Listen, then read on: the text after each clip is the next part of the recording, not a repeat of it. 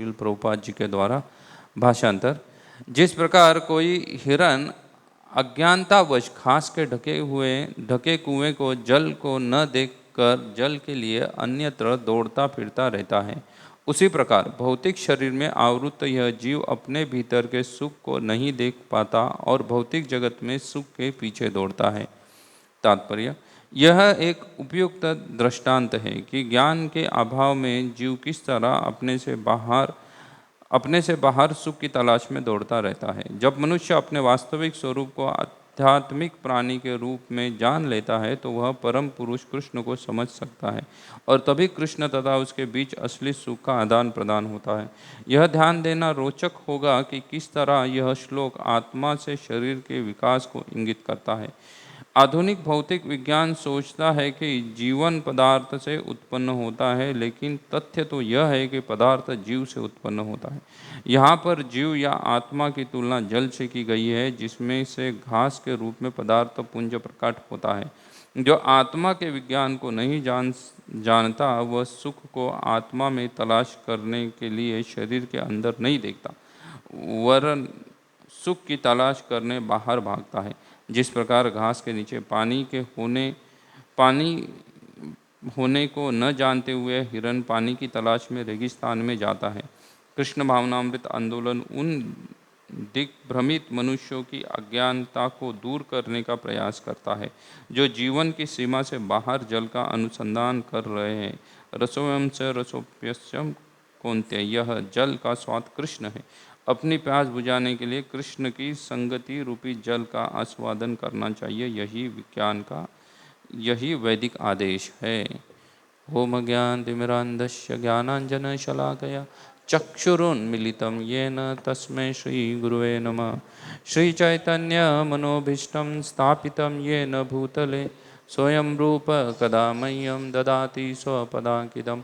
वन्देऽहं श्रीगुरु श्रीयुतः पदकमलं श्रीगुरून् वैष्णवांश्च श्रीरूपं सागरजातं सहगण रघुनाथान्वितं तं सजीवं साद्वैतं सावधूतं परिजनसहितं कृष्णचैतन्यदेवं श्रीराधा कृष्णपादान् सहगण ललिता श्रीविशाखान्वितं च।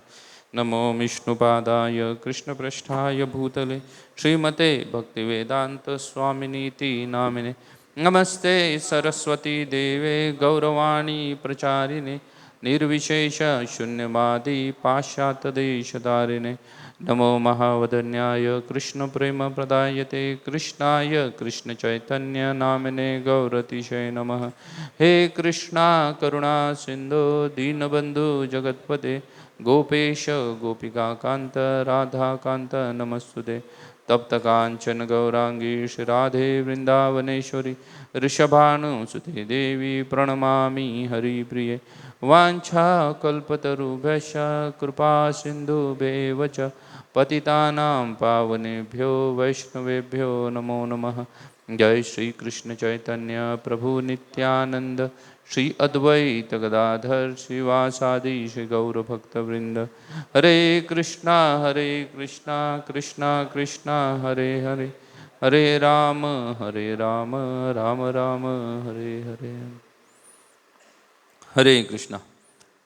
सो आज के प्रातःकालीन श्रीमद् भागवत कक्षा में श्री राधा मदन मोहन जी के प्रांगण में उपस्थित आप सभी श्रोतागणों का मैं हृदयपूर्वक हार्दिक स्वागत करता हूँ। हम पाठ कर रहे हैं श्रीमद् भागवतम के सप्तम स्कंद का 13वां अध्याय है, उसका 29वां श्लोक को हम देख रहे हैं।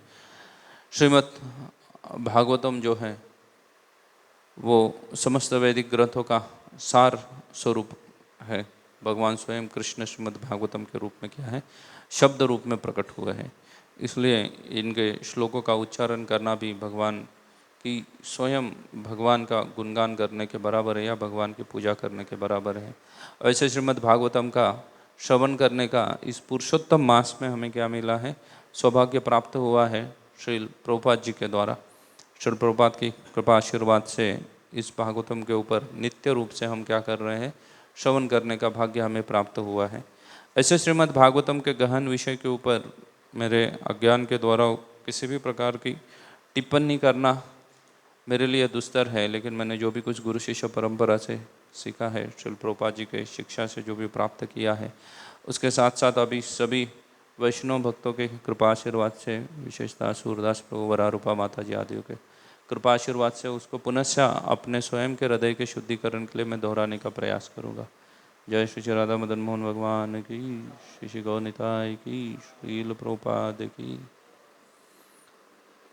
ये श्रीमद् भागवतम का सप्तम स्कंद है। सप्तम स्कंद को, सप्तम और अष्टम दोनों स्कंद को उति, ये इनका विषय वस्तु है। जैसे श्रीमद् भागवतम के 10 विषय वस्तु है, उसमें से ये जो सप्तम और अष्टम स्कंद जो है वो उति को दर्शाता है। उति का मतलब है इंक्लिनेशन, हमारा स्वाभाविकता ही हम किसी के प्रति क्या होते हैं, इंक्लिनेशन होता है। अगर नहीं है तो फिर उसको क्या करना पड़ता है, जागरूक करना पड़ता है। तो ये दोनों को दर्शा रहा है ये श्रीमद् भागवतम का सप्तम स्कंद में। इसमें ऑस्पिशियस एंड इनऑस्पिशियस इंक्लिनेशन, जिसका इनऑस्पिशियस या पापमय कार्य की ओर किसी का स्वभाव ही होगा तो वो कैसा करेगा, वो उस कार्य में ज़्यादा व्यस्त होगा, और जिनका पुण्यमय कार्य की तरफ है स्वभावता ही, वो उस कार्य को करेगा। इसलिए श्रीमद् भागवतम के सप्तम स्कंद के पहले 10 अध्याय जो है वो 10 अध्याय दिखा रहे हैं कि किसी का अगर स्वाभाविक इंक्लिनेशन है, किसी का स्वभाव ही नैसर्गिक या निसर्ग ही है कि वो भगवान की ओर जाएंगे, तो इसलिए उन्होंने प्रहलाद महाराज का उदाहरण देके उनका वर्णन किया हुआ है। और बचे हुए जो 5 अध्याय हैं, उन 5 अध्यायों में वर्णाश्रम धर्म का उदाहरण दिया है, या वर्णाश्रम धर्म का वर्णन कर रहे हैं। मतलब जो प्रथम 10 अध्याय है वो शुद्ध भक्ति का वर्णन कर रहे हैं, जिनका उति वो वास्तव में भगवान की ओर है, उनका वर्णन चल रहा है शुद्ध भक्ति का। और बचे हुए 5 अध्याय जो है, जिनका वास्तव में भगवान की ओर उति नहीं भी है तो भी वो क्या कर सकता है, कर्म ज्ञान आदि के मिश्रण के द्वारा भी भगवान को प्राप्त करने का प्रयास कर सकता है। इसलिए वर्णाश्रम धर्म का वर्णन किया है।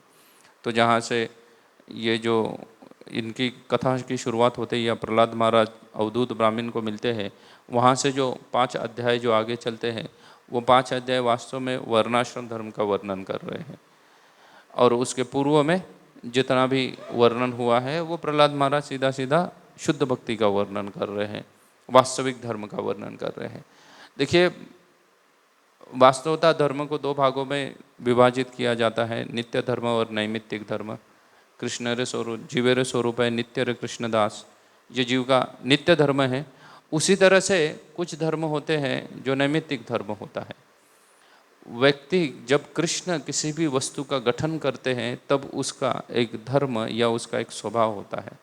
उसी स्वभाव को उसका क्या कहा जाता है, नित्य धर्म कहा जाता है। जिस जिस वस्तुओं का गठन हुआ है उस वस्तु के गठन के समय में उसको स्वभाव प्राप्त हुआ है, उसको नित्य धर्म कहा जाता है। और वही जीव का जो नित्य धर्म है वो क्या है, वो कृष्ण दास या भगवान का दास, ये उसका नित्य धर्म है। और उसके साथ साथ कुछ कारणवश अगर किसी परिस्थिति में या कुछ अपघातवश एक्सीडेंटल अगर किसी परिस्थिति में जीवात्मा या कोई भी वस्तु जो कृष्ण के द्वारा निर्मित है वो फंस जाती है, तो उसका क्या होता है, उसका स्वभाव बदलता है। तो वो बदले हुए स्वभाव को उसका निसर्ग कहा जाता है। जो कृष्ण निर्मित वस्तु है उसको स्वभाव कहते हैं, जब कृष्ण ने उसकी निर्मित की है। और किसी परिस्थितिवश अगर उसका स्वभाव में परिवर्तन हो जाता है तो उस परिवर्तन को उसको क्या कहा जाता है, निसर्ग कहा जाता है। ये भक्तिविनोद ठाकुर जैव धर्म में उदाहरण करते हैं। एक व्यक्ति का स्वभाव हो सकता है वस्तु का, और दूसरा हो सकता है उसका निसर्ग हो सकता है। अभी हम स्वभावता ही क्या है, जीव का स्वभाव कृष्णदास है। लेकिन भौतिक संसार में या प्रकृति के संपर्क में आने की वजह से जीवेर स्वरूप है नित्य रे कृष्णदास, कृष्ण रे तटस्थ शक्ति भेदा भेद प्रकाश। कृष्ण के तटस्थ शक्ति है हम, इसलिए भेद अभेद प्रकाश है हमारे अंदर। हम अलग अलग शक्तियों से या माया के संपर्क में आते हैं, और फिर माया पर संपर्क में आने के बाद हमारा एक निसर्ग बनता है, उसी को हम अपना स्वभाव समझ बैठते हैं। जैसे चैतन्य चरितामृत में आगे भी कहते हैं, कृष्ण बोलिया जीव अनादिर बहिर्मुख अतएव माया तारे देई संसार दुख। कृष्ण को भूलने के बाद अनादि बहिर्मुख हो गए, अनादि काल से हम बहिर्मुख हो गए हैं, और वो बहिर्मुख होने के वजह से माया के संपर्क में है, और उससे जो हमारा निसर्ग निर्मित हुआ है उसी को हम क्या समझ बैठे हैं, हमारा स्वभाव समझ के बैठे हैं, जबकि स्वभाव तो कृष्ण निर्मित होना चाहिए था। जैसे पानी का जो स्वभाव है वो तरलता है, पानी तरल होता है, ये उसका स्वभाव है, लेकिन कुछ परिस्थितिवश अगर आप पानी को फ्रिज में रख दो, या अंटार्कटिका में जो पानी है वो किस में परिवर्तित हो चुका है, वो बर्फ़ में परिवर्तित हो चुका है। तो अभी वो बर्फ़ जो है वो तरल नहीं है, बर्फ़ घन है, सॉलिडिटी है बर्फ़ के अंदर, वो घन है, वो तरल नहीं हो सकता है। लेकिन वास्तविकता पानी का घन कोई स्वभाव है नहीं है। तो फिर अभी जो दिख रहा है, उसका घनता जो दिख रहा है पानी के अंदर, वो उसका निसर्ग बन चुका है उस परिस्थिति में रहने की वजह से। लेकिन उस परिस्थिति से अगर उसको बाहर निकाल दिया जाए तो वो क्या बन जाएगा, उसका मूल स्वभाव में आ जाएगा। ऐसा ही यही चीज़ों को समझाने के लिए यहाँ पे ये अवधूत ब्राह्मण प्रहलाद महाराज को एक एनोलॉजी बताते, एक उदाहरण दे रहे हैं। वो उदाहरण स्वरूप कह रहे हैं कि जिस तरीके से जो मृग है जंगल में, वो पानी की खोज में यहाँ वहाँ दौड़ता है, बहुत बार जंगल में कुछ कुएं या कुछ खाइया छोटे गड्ढे होते हैं जिसके अंदर पानी होता है, लेकिन उसके ऊपर घास उगने की वजह से वो क्या होता है, पानी ढक जाता है, और वो ढकने के वजह से वो जो मृग है उस पानी को नहीं देख पाता, और वो यहाँ वहाँ क्या करता है, पानी की खोज में दौड़ता रहता है। अलग अलग जगह पे वो पानी की खोज में क्या कर रहा है, दौड़ रहा है, और वो मूलतः जो मूल पानी है उसको देख नहीं पा रहा है, क्योंकि वो किससे ढका हुआ है, घास से ढका हुआ है। प्रभुपाद जी तात्पर्य में लिखते हैं कि ये जो घास है, ये घास रूप में है, वो पदार्थ को प्रकट करते हैं। जो मूल वस्तु है उससे जो उत्पन्न पदार्थ है उसका दर्शन कौन दिखा रही है, ये घास के द्वारा दिखाया गया है कि ये घास मूल वस्तु को ढकी हुई है, पानी को ढकी हुई है। वैसे ही हमारा अलग अलग भेद अभेद प्रकाश, तटस्थ शक्ति है तो हम अलग अलग भेद अभेद में क्या कर दिए हैं, हमारे मूल स्वभाव को हमने क्या कर दिया है, ढक दिया है। हमारे नित्य धर्म को हमने भेद अभेद प्रकाश के द्वारा क्या कर दिया है, उसको ढक दिया है। वो भेद अभेद हो सकता है, जैसे भाषा भेद हो सकता है। संसार में कई सारे जीव है, वो सभी क्या है, जितने भी सारे पृथ्वी भर में जितने सारे मनुष्य है वो सभी के सभी क्या है, सभी मनुष्य ही है, वो सभी जीवात्मा है। लेकिन उन्होंने अपने आप को क्या कर दिया है, भाषा भेद से भेद कर दिया है। देश भेद भी हो सकता है, कई सारे देशों में बांट दिया है, और फिर हम देश का क्या कर रहे हैं, जाज्वल्य स्वाभिमान लेके बैठे हुए हैं कि हम भारतीय है, कोई पाकिस्तानी है, कोई अमेरिकन है।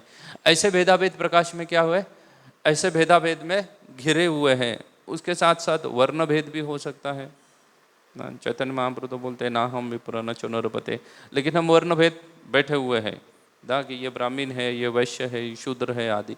अच्छा, इनका वर्णन तो इसी अध्याय में चल रहा है, लेकिन ये क्या है, ये वर्ण भेद आदि सभी मिश्र भक्ति है, ये शुद्ध भक्ति को नहीं दर्शा रहे हैं, ये सभी के सभी मिश्र भक्ति को दर्शा रहे हैं। वर्ण आदि भेद ये जो होता है ये ज्ञान मिश्र भक्ति का लक्षण होता है, हाँ सॉरी, भक्ति मिश्र ज्ञान का लक्षण होता है, जिसमें ज्ञान का क्या है, प्रभाव ज़्यादा है और भक्ति का प्रभाव कम है। तो वो इन सभी चीज़ों के पीछे दौड़ते हैं। लेकिन भागवतम का मूल उद्देश्य ये चीज़ों के क्या करना है, जीवात्मा को ये सभी भेद अभेद से ऊपर उठाना है। लेकिन जीवात्मा भौतिक संसार में आने के वजह से, चाहे हम भक्ति भी क्यों ना करते हो, लेकिन फिर भी क्या हो जाते हैं, हम बहुत सारे जगह से या बहुत सारे चीज़ों से आसक्त हो जाते हैं, बहुत सारी चीज़ों में फंस जाते हैं। भक्तिविनोद ठाकुर कहते हैं कि व्यक्ति का व्यवहारिक और पारमार्थिक ऐसे दोनों कार्य करने पड़ते हैं। हम पारमार्थिक कार्य तो कर रहे हैं, लेकिन पारमार्थिक कार्यों के साथ हमें क्या नहीं है, आसक्ति नहीं है। हमारी आसक्ति अभी भी किस में है, व्यवहारिक कार्यों के साथ है, क्योंकि जीवात्मा इस भौतिक संसार में रह रहा है, माया के या तटस्थ शक्ति है जो कि बहिरंगा शक्ति के अंतर्गत है। तो इसलिए माया के संपर्क में आने के वजह से यहाँ पे मायामय जगत में रहने के लिए उसको कुछ व्यवहारिकता का पालन करना आवश्यक है। लेकिन उन व्यवहारिकता का पालन करने में वो उस व्यवहारिकता के साथ क्या हो गया है, आसक्त हो गया है और पारमार्थिक ज्ञान को भूल चुका है। हम व्यवहारिकता में कई सारी व्यवहारिकता है जिसमें क्या हो चुके हैं, आसक्त हो चुके हैं, और मूल पारमार्थिक ज्ञान को क्या कर दिया है, हमने भूल गए हैं, मूल पारमार्थिक ज्ञान को भूल गए हैं। जैसे श्रीमद् भगवद गीता में एक श्लोक आता है, जिस श्लोक में भगवान कह रहे हैं स्वल्पमप्यस्य धर्मस्य त्रायतो महतो भयात्, की शुरुआत कैसी होती है? नेहा भिक्तर्मनाशोस्ति। तो स्वल्पमप्यस्य धर्मस्य त्रायतो महतो भयात्, भय का वर्णन किया हुआ है यहाँ पे। वो भय से क्या करेगा? रक्षा करेगा।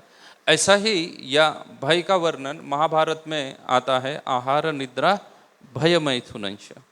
अभी दोनों जगह पे भय का वर्णन आया हुआ है। भगवद गीता में भी महतो भय का वर्णन आया हुआ है और यहाँ पर सिर्फ भय मैथुनंश का वर्णन आया हुआ है।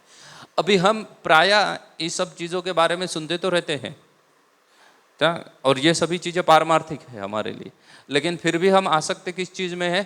व्यावहारिक चीज़ में है। यहाँ पे जीवन यापन करने के लिए कुछ व्यावहारिकता की आवश्यकता होती है और इस व्यावहारिकता में क्या हो चुके हैं? हम आसक्त हो चुके हैं और उस व्यावहारिकता में आसक्त होने के वजह से पारमार्थिकता को हम समझ नहीं पा रहे हैं। अभी ये जो महाभारत का जो श्लोक है जिसमें जो भय का वर्णन किया हुआ है, ये भय वास्तव में व्यावहारिक भय का वर्णन किया हुआ है। और जो भगवद गीता में महतो भयात का वर्णन किया हुआ है, यह पारमार्थिक भय का वर्णन किया हुआ है। अभी व्यावहारिक आहार निद्रा भय मैथुनंच, ये जो भय है व्यावहारिक है। व्यावहारिकता में इस संसार में हम जीवन यापन कर रहे हैं तो कई सारे भय के द्वारा हम गुजरते रहते हैं और उन सब भय के बारे में हम क्या है? हम चिंतित है। हर भय के बारे में हम चिंतित है और उससे बचने के लिए हम क्या कर रहे हैं?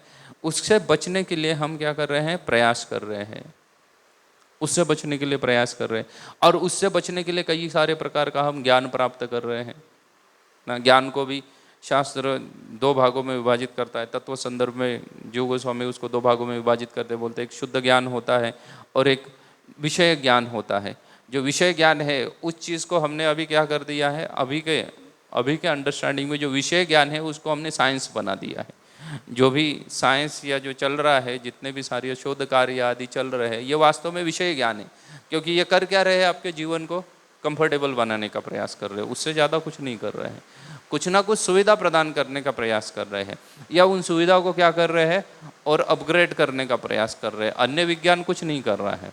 तो इसलिए उस ज्ञान को अध्यात्म की दृष्टि से देखेंगे तो ये विषय ज्ञान है, अन्य कुछ ज्ञान है नहीं इसमें, सिर्फ विषय का ज्ञान है। जितने भी विषय है उस विषय वस्तु को या भोग को और सरलता से कैसे भोगा जा सकता है, वो जो भोग है उसको और सरलता से और आसानी से कैसे भोगा जा सकता है, यही विज्ञान कर रहा है। और शुद्ध ज्ञान जो होता है वो वास्तविकता में पारमार्थिक ज्ञान होता है, जिसके द्वारा जीवात्मा परमात्मा के साथ या परमात्मा के संपर्क में कैसे आ सकता है, परमात्मा के नज़दीक कैसे आ सकता है। ये जो ज्ञान है वास्तव में पारमार्थिक ज्ञान है, लेकिन पारमार्थिक ज्ञान के बारे में कुछ नहीं बोला जा रहा है। और जब भी अभी विज्ञान अगर कोई करे या ज्ञान की भाषा करे तो सबको ज्ञान मतलब क्या लगता है? यही विज्ञान लगता है। तो मैं जस्ट कल परसों ही एक सेमिनार दे रहा था पुणे में एक जगह पे, तो वहाँ पे एक प्रोफेसर थे। उन्होंने मुझे पूछा कि आप विज्ञान के द्वारा ये सब चीज़ों को प्रूव कर सकते हो क्या जो आप बोल रहे हो भगवान के बारे में? तो मैंने उसको पूछा कि भाई आप क्या पढ़े लिखे हैं? तो IIM, उसने IIM से MBA किया हुआ है। बोला उसके पहले आपने बेसिक क्या किया है? तो उसने ग्रेजुएशन किया है, यही बम्बई से किसी कॉलेज में ग्रेजुएशन किया। उसके बाद IIM चले गए और मुझसे बात कर रहे थे विज्ञान की। मैंने बोला देखिए सर, आपने तो BCom किया है ग्रेजुएशन, उसके बाद आपने MBA किया है और मैं इंजीनियर हूँ। तो अगर मैं विज्ञान बोल भी दूंगा ना तो आपको समझ में नहीं आने वाला है। अगर मैं विज्ञान की ही बात करूंगा तो भी आपको क्या नहीं आने वाला है? समझ में नहीं आने वाला है। तो ऐसे मूर्ख लोग भी किस चीज़ के बारे में सोचते रहते हैं? विज्ञान के ऊपर प्रश्न पूछ रहे हैं। वो अभी का जो सुविधा जिसमें प्रदान की जा रही है उसके ऊपर प्रश्न पूछते हैं, विज्ञान के ऊपर प्रश्न पूछते हैं, हालांकि उनके विज्ञान के बारे में कुछ पता नहीं होता है ना। विज्ञान किस चीज़ को कहते हैं ये तक पता नहीं होता है, लेकिन ये ऐसी चर्चाएं करते रहते हैं क्योंकि उनके पास शुद्ध ज्ञान की कमी है, शुद्ध ज्ञान उनको प्रदान नहीं किया जा रहा है। उसी तरह से जो मैं भय की चर्चा कर रहा था, दो भय की चर्चा की हुई है। एक तो आहार निद्रा भय मैथुन वाला भय है और यहाँ पे महतो भयात वाला भय है, दोनों भय की है। तो आहार निद्रा भय मैथुन वाला जो भय है वो भय किस चीज़ का है? वो फिर से व्यावहारिक भय है, वो पारमार्थिक भय नहीं है। वहाँ पे जिस भय का वर्णन है वो सभी का सभी व्यावहारिक भय का वर्णन किया हुआ है। हम जिस संसार में जी रहे हैं वहाँ पे हमें जीवन यापन करने के लिए कई सारी चीज़ें करनी पड़ती है, और वो चीज़ें हमारे हाथों से छूट ना जाए उसके लिए हम कहाँ है, भयभीत बने हुए हैं। कोई भी चीज़ हमारे हाथ से क्या ना हो जाए, छूट ना जाए, इसलिए हम इस भौतिक संसार में रह के भी कैसे हैं, भयभीत जीवन जी रहे हैं। फिर चाहे कोई भी भय हो सकता है, चाहे आपका धन नष्ट होने का भय हो जाए, या आजकल तो डेटा नष्ट होने का भी भय लोगों को लगा रहता है। धन से ज़्यादा लोग अभी किस चीज़ की चिंता करते हैं, डेटा की चिंता करते हैं कि उसका डेटा नष्ट ना हो जाए। इतने भयभीत हो चुके हैं लोग कि जिस चीज़ को लोग क्या करते हैं, 24 घंटा अपने जेब में रखते हैं ना, ये जो मोबाइल है ना, इसको लोग 24 घंटा कहाँ रहते हैं, जेब में रखते हैं। सोते ही तो भी कहाँ रख के लेते हैं, अपने बाजू में रख के सोते हैं, लेकिन उसके बावजूद भी उसके अंदर हर ऐप के लिए अलग अलग पासवर्ड लगा के रखते हैं ना। उस मोबाइल को पासवर्ड है, उसके अंदर व्हाट्सअप को पासवर्ड डालेंगे, उसके अंदर और भी कोई चीज़ है तो उसको भी क्या करके रखे हुए हैं, पासवर्ड डाले रखे हुए। जबकि वो मोबाइल या जिसके द्वारा वो ऐप या उसका जो व्हाट्सएप है वो एक्सेस होगा, वो चीज़ को वो हमेशा कहाँ पे लेके घूम रहा है, जेब में लेके घूम रहा है। मतलब देखिएगा कितना भय है उस व्यक्ति की ना। हमें लगता है कि ये व्यवहारिकता ही है, सामान्य चीज़ है, लेकिन अगर हम इसके डेप्थ में घुस के अगर उसको सोचने का प्रयास करेंगे तो ये हमारा क्या दर्शा रहा है, आहार निद्रा भय दर्शा रहा है। इतने भयभीत हो चुके हैं हम कि ये छोटी सी चीज़ के लिए भी क्या कर रहे हैं, उसके ऊपर भी पासवर्ड डाल के रखे हुए हैं। इतना भय जगा हुआ है। हम हर चीज़ में कहते हैं कि हम विकसित होते जा रहे हैं, विकसित होते जा रहे हैं। वास्तव में हम जितने ज़्यादा ये विज्ञान में विकसित होते जा रहे हैं या सुविधा में विकसित होते जा रहे हैं, उतना हमारा भय क्या होता गया है, बढ़ता जा रहा है। भय बढ़ता जा रहा है। आजकल बच्चों को स्कूल से गाड़ी जब छोड़ने आती है तो उसके पास भी क्या है, वो लिमिटेड लोग रहते हैं, उसके माता पिता ही उसको क्या कर सकते हैं, रिसीव कर सकते हैं। तीसरा व्यक्ति उसको रिसीव करने जाए तो वो बच्चों को देते नहीं है उसके हाथ में। ये क्या बढ़ दिखा रहा है। अच्छा, सुविधा तो बढ़ गई, लेकिन सुविधा के साथ साथ क्या बढ़ा हुआ है, भय बढ़ा हुआ है। नहीं तो एक 90s का पीरियड था जिसमें बच्चा तो खुद आ जाता था स्कूल से, उसको कोई लेने छोड़ने नहीं आता था। प्रायः तो मैं जब पढ़ता था तो मैं किस कॉलेज में पढ़ा ये तक मेरे माँ को पता नहीं है आज तक ना, कि इंजीनियरिंग कर रहा था इतना ही पता था उसको। कौन से कॉलेज में पढ़ रहा है उसको नाम पूछेंगे तो मेजॉरिटी लोगों को पता नहीं रहता था ना। माता पिता को सिर्फ पता रहता था कि कहीं तो पढ़ रहा है करके ये, लेकिन बाकी चीज़ें पता नहीं रहती थी। लेकिन अभी ये हर चीज़ के बारे में जानने का हमारा क्या बढ़ा रहा है, ये हमारे भय को दर्शा रहा है। आहार निद्रा भय मैथुन वाले भय को दर्शा रहा है। और ये भय हमारा क्या हो रहा है, दिन ब दिन बढ़ता जा रहा है, वृद्धिंगत होता जा रहा है, उसमें हमेशा वृद्धि हो रही है। उस भय में कंटिन्यूअसली बढ़ोतरी हो रही है, घट नहीं रहा है वो भय। जबकि ये जो आहार निद्रा भय मैथुन वाला जो भय है ना, वो वास्तव में क्या होना चाहिए, वो घटना चाहिए, वो बढ़ना नहीं चाहिए। लेकिन हमारे साथ क्या हो रहा है, उल्टा हो रहा है। हमारे साथ ये जो भय मैथुन वाला जो भय है वो क्या हो रहा है, वो दिन ब दिन बढ़ता जा रहा है। और जिस भय के बारे में हम वास्तव में भयभीत होने चाहिए उसके बारे में भयभीत है नहीं। वो भय कौन सा है, महतो भयात, जो भगवान कृष्ण बता रहे हैं भगवत गीता में, महतो भय की चर्चा कर रहे हैं। वो महतो भयात के बारे में हम वास्तविकता में भयभीत है ही नहीं, या सोचते भी नहीं है कि ऐसा कोई भय हो भी सकता है करके ना। कोई भयभीत नहीं है उस चीज़ को लेके। अभी अगर आप भगवत गीता देखोगे तो विश्वनाथ चक्रवर्ती ठाकुर क्लियरली लिखते हैं उसमें, बोले वो जो भय कृष्ण जिस चीज़ भय की बात कर रहे हैं वो भय है निम्नतर योनि प्राप्त करने का भय। या तो नरक योनि बोल सकते हैं, या निम्न योनि, मतलब ये मनुष्य देह मुझसे छूट जाएगा अगर मैं ठीक से व्यवहार नहीं करूँगा। और ये देह छूट जाएगा तो क्या होने वाला है, ब्रह्मन में जाने वालों में नहीं जाने वाला, किसी अन्य निम्न योनि में चला जाऊंगा। चाहे गधे के रूप में ना शरीर प्राप्त हो सकता है, चींटी का शरीर प्राप्त हो सकता है, या अन्य बिल्ली कुत्ता ना सुअर आदि किसी का भी देह प्राप्त हो सकता है। और इसका हमें भय होना चाहिए। ये इसका हमें क्या होना चाहिए, हृदय में हमारे भय होना चाहिए। लेकिन इसका भय है किसी को, प्रायः इस चीज़ का किसी को भय नहीं है। भक्त को भी भय नहीं है। प्रभुपाद बोलते थे, माय डिसाइपल्स या my devotees doesn't have sufficient fear about maya. बोले वो माया से क्या नहीं है, भयभीत नहीं है वो माया से, उतना भय नहीं है उनको माया से। तो हमारा जिस भय का बढ़ना नहीं चाहिए, जो भय क्या होना चाहिए, घटना चाहिए। अगर आप आध्यात्मिकता को पालन करेंगे, शुद्ध ज्ञान को प्राप्त करेंगे या शुद्ध ज्ञान को जीवन में उतारने का प्रयास करेंगे, तो आपका आहार निद्रा भय वाला भय क्या हो जाता है, घटना चाहिए ना। हो गया डेटा चोरी तो हो गया, उसमें कौन सा बड़ी बात होने वाली है लेकिन उस भय से हम नहीं डर रहे हैं, भयभीत नहीं है। जिसको घटना चाहिए उसको हम क्या कर रहे हैं, बढ़ाते जा रहे हैं उन सब भयों को, उन सब भय को बढ़ाते जा रहे हैं। कई सारे चीज़ों से व्यक्ति क्या होता है, भयभीत होता रहता है। सरकार बजट क्या डिक्लेयर करेगी उससे भी लोग भयभीत रहते हैं, टैक्स कितना लगाएगी उससे भी लोग भयभीत रहते हैं। हालांकि वो भय क्या होना चाहिए था, घटना चाहिए था। आहार के बारे में लोग भयभीत होते हैं कि मुझे क्या मिलेगा ना। बहुत बार साधु, मैं खुद के जीवन में देखता हूँ कि ना ब्रह्मचारी आश्रम में 20 ना लगभग 10-15 साल बिताने के बाद भी आहार निद्रा का भय वैसे ही लगा हुआ है, वो भय नष्ट नहीं हुआ है ना। और हम सोचते हैं कि ये मंदिर में रह रहे हैं, यहाँ मंदिर में अच्छी सुविधा है ना, खान पान की अच्छी सुविधा है, तो ये मंदिर रहना चाहिए। अगर महाराज बोलते हैं कि कहीं दूसरे जगह प्रचार करने के लिए चले जाओ जहाँ पे कोई सुविधा नहीं है, क्या खाओगे तुम देख लेना, कहाँ रहोगे तुम देख लेना ना, कैसा प्रचार करोगे ये भी तुम देख लेना, सिर्फ क्या चाहिए उन्हें, तुम जाके प्रचार करो। और हमारा अगर आता है तो मैंने बहुत बार देखा है कि भक्त लोग क्या करते हैं, 1008 आर्गूमेंट देते हैं महाराज को कि वो जगह प्रचार करना कैसे ठीक नहीं है करके, क्योंकि उसके हृदय में ये भय लगा हुआ है। आज भी भय किसके बारे में, आहार का भय है, निद्रा का भय है, मैथुन आदि का भय उसके जीवन में लगा हुआ है। जबकि इससे ज़्यादा भयभीत नहीं होना चाहिए। भयभीत तो होना चाहिए, महतो भय का भय होना चाहिए हमारे हृदय में, लेकिन हम उससे भयभीत है क्या, उससे नहीं भयभीत है ना। उससे भयभीत नहीं होते हुए हम भय सिर्फ इस चीज़ का भय लेके हुए हैं।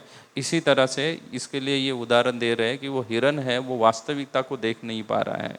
जो किससे ढका हुआ है वास्तविकता में, पदार्थ से या घास से ढका हुआ है वो जल, उस जल को वो नहीं देख पा रहा है, और इसलिए संसार में क्या कर रहा है, यहाँ वहाँ भाग रहा है, दौड़ रहा है ना। जैसे ही जीवात्मा भौतिक संसार में प्रवेश करता है, तो प्रवेश करने के बाद भक्तिविनोद ठाकुर कहते हैं कि वो अमित्व या अहमता से क्या हो जाता है, अहमता से घिर जाता है।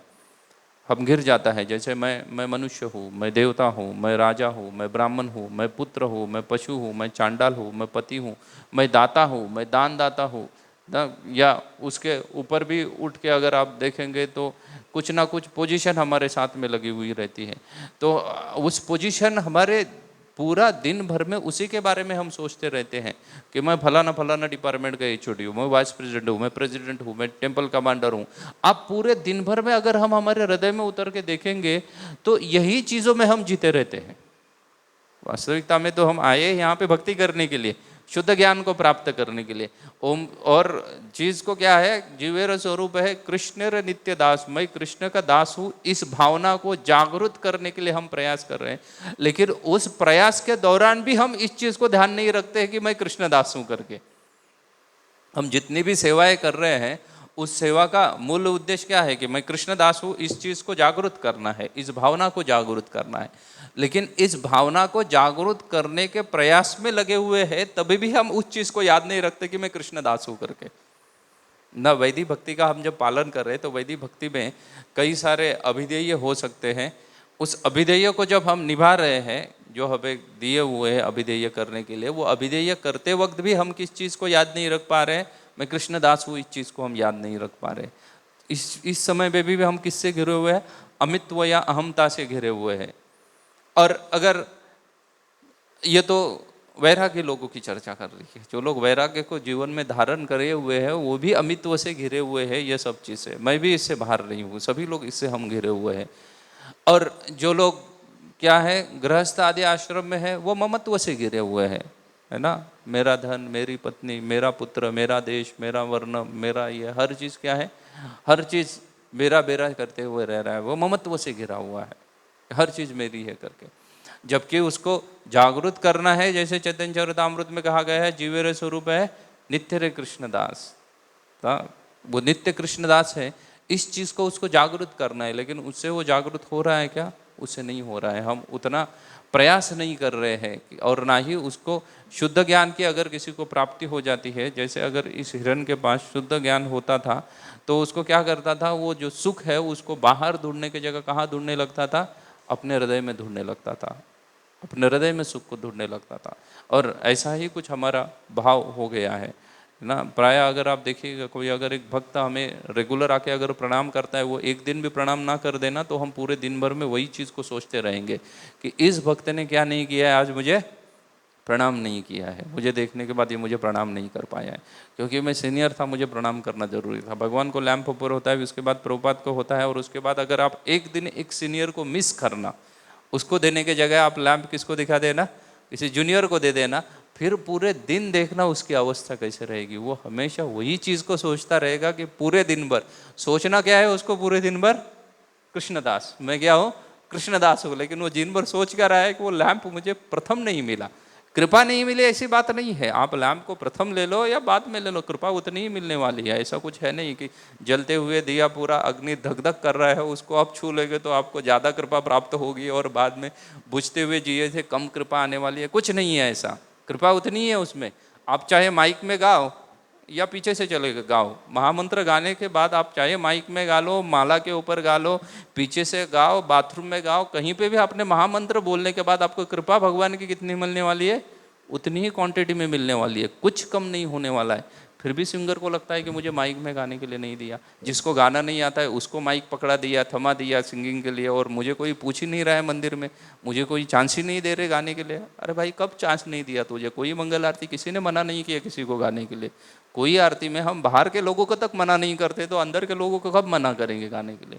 लेकिन उसका दिन पूरा चल रहा है इसी बात के सोच में कि मुझे ये चीज़ प्राप्त नहीं हुई है, मुझे ही चीज़ प्राप्त नहीं हुई है। ये सब हमारा ये क्या दिखा रहा है? ये हमारा विषय ज्ञान दिखा रहा है, विज्ञान हमारा शुद्ध ज्ञान नहीं दिखा रहा है ना। अगर प्रसाद में किसी दिन रसगुल्ला बने और किसी भक्त को ना मिले, तो वो रसगुल्ला दास बन जाता है पूरे दिन भर में। यही बात को सोचता रहता है कि क्या नहीं मिला है मुझे। उसको सेवा बोलो तो भी वो याद करके दिलाता है, बोले जब रसगुल्ले खिलाने हैं तो दूसरों को खिलाते हो, और सेवा आती है तो किसको याद करते हो, मुझे याद करते हो। ये किसका दास बनने के लिए हम निकले हैं? तो हमें वास्तव में शुद्ध ज्ञान को क्या करना है, निर्मित करनी पड़ेगी हमारे हृदय में। जब तक हम शुद्ध ज्ञान को प्राप्त नहीं करेंगे और फोर्सफुली ये भय को सोचेंगे नहीं है, ये सब भय से मुक्त होके, अच्छा मुक्त भी नहीं हो रहे तो कुछ समय के लिए तो महत्व भय के बारे में सोचो। अगर मैं आज अभी के क्षण में अगर मैं यहाँ बैठे बैठे देह त्याग देता हूँ तो मैं क्या करूँगा? भगवत धाम जा पाऊँगा? तो फिर से मनुष्य देह प्राप्त होगा, फिर से भक्ति प्राप्त होगी, कहाँ जा पाऊँगा? इसके बारे में भय, इसके बारे में भय नहीं लगा हुआ है ना। जो यूथ है उसको भय लगा हुआ है कि जॉब लगेगी या नहीं, अगर जॉब नहीं लगेगी तो कैसे होगा। अच्छा जिसको जॉब लगी है वो भी सोच रहा है कि ये इतने से सैलरी में कैसे एडजस्ट कर पाऊंगा मैं, ना मेरी सैलरी बढ़नी चाहिए, अगर मेरी सैलरी बढ़ी नहीं तो क्या होगा मेरे जीवन में, इसका भय लगा हुआ है उसको ना। जितने भी सारे जो भी कर्जा निकाल के रखा है उसके भय में जी रहा है व्यक्ति, उसके बारे में चिंतित है कि ये कर्जा चुकता कैसे करेंगे, या अन्य चीज़ों के बारे में चिंतित हो सकता है कि ये अन्य चीज़ें कहाँ से करूँगा करके मैं। लेकिन महतो भाई के बारे में कोई गलती से भी नहीं सोच रहा है। जो उसके ऊपर प्रवचन देता है वो भी नहीं सोचता है कि महतो भाई के बारे में सोचना चाहिए करके। वो आएगा 1 घंटा प्रवचन देगा, उसको रिकॉर्ड करेगा, उसको भी यूट्यूब के ऊपर फ्लोट करेगा, फिर उसके बैठ के क्या देखता रहेगा, व्यूअर्स देखता रहेगा वो। लेकिन महतो भाई के बारे में नहीं सोचेगा कि क्या बोल के आया था मैं महतो भाई करके। उसके व्यूअर्स देखता रहेगा, लाइक्स देखता रहेगा, कमेंट देखता रहेगा। ये सब चीज़ों में हमारा जीवन क्या हो रहा है, व्यतीत हो रहा है। एग्जैक्टली उस हिरन की तरह जहाँ पे वो बता रहे हैं कि वो इधर उधर क्या कर रहा है, दौड़ रहा है। आनंद को अपने अंदर खोजने के बजाय आनंद के लिए कहाँ दौड़ रहा है, यहाँ वहाँ दौड़ रहा है ना। कभी कभी आनंद, पर पूर्व काल में तो लोग आनंद संबंध में ढूंढते थे, अभी तो आनंद डिजिटल चीज़ों में ढूंढने लगे। ये सब आनंद वास्तव में है नहीं है ना। आहार, निद्रा, भय, मैथुन आदि सुख के अगर पीछे भागने वाला कोई भी व्यक्ति, तो सुख प्रदान करने वाली वस्तु तो लाई होती थी ना। माता को पुत्र के संपर्क में रहने से सुख प्राप्त होता है, तो पुत्र लायु है उसके सामने। लेकिन अभी सब डिजिटल चीज़ों में लोग सुख प्राप्त करने का सोच रहे हैं, जो चीज़ें एग्जिस्ट ही नहीं करती है, भौतिकता में भी एग्जिस्ट नहीं करती। आध्यात्मिकता की तो दूर की बात है, भौतिक संसार में भी जो चीज़ क्या नहीं है, वास्तव में नहीं है। हम ऐसे चीज़ों के प्रति दौड़ रहे हैं जिस तरीके से ये हिरन दौड़ रहा है। और ये जितना सब मैंने बताया, ये ऐसी अवस्था मेरी भी है। तो मैं आप सभी लोगों से विनती करता हूँ कि मेरे लिए प्रार्थना कि मैं इस अवस्था से मुक्त हो जाऊँ। हरे कृष्णा। किसी को कोई कमेंट? जी ब्रो।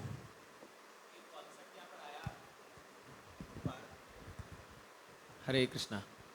पारमार्थिक और व्यवहारिक, तो हम शास्त्र में कई बार बहुत, जैसे आज पहली बार मैंने सुना ये भय के बारे में कि यहाँ जो ये भय बोल रहे हैं, तो जनरली हम जब बताते हैं लोग, हम बोलते हैं आप चिंता मत करो, आपका एक्सीडेंट नहीं होगा। जनरली लोग ऐसा सोचते हैं कि हम भक्ति कर रहे हैं तो अब मेरे जीवन में कोई भी दुर्घटना नहीं होगी, तो ये श्लोक वहाँ पर कोट कर देते हैं। लेकिन ये तो पता ही नहीं था कि ये उस भय के बारे में बोल रहे हैं, निम्न योनि में जाने के भय के बारे में बोल रहे हैं। तो ऐसे बहुत सारे ऐसे सिचुएशंस आते हैं, कोटेशंस आते हैं, वर्सेस आते हैं, जहाँ पर ये समझ जाना मुश्किल हो जाता है कि भाई क्या लाभ दे रहे हैं। फॉर एग्जाम्पल भागवतम में कोई बोलते हैं भरत महाराज का अगर आप सुबह शाम 3 बार आप पाठ करोगे तो आपके भाइयों में रिलेशंस अच्छा होगा।